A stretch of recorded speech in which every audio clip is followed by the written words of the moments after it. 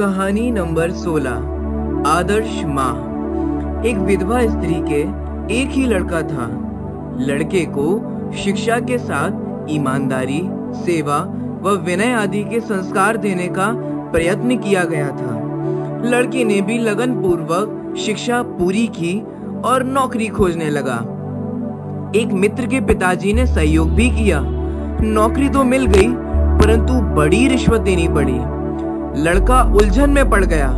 उसने माँ को कुछ न बताया और नौकरी करने लगा और समझौता करते हुए उस रकम को चुकाने के लिए स्वयं भी रिश्वत लेने लगा।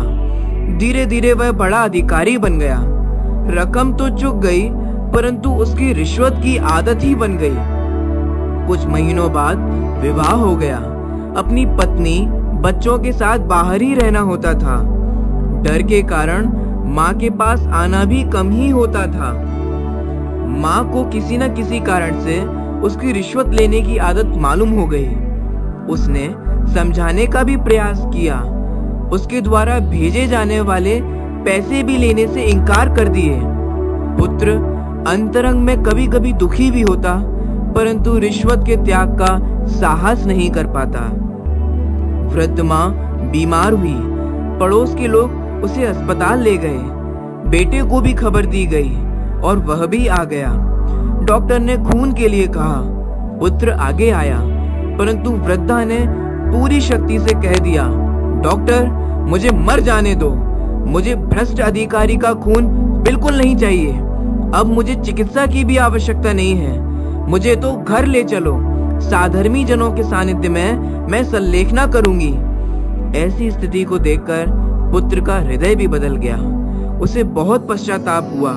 आंखों से आंसू बह रहे थे।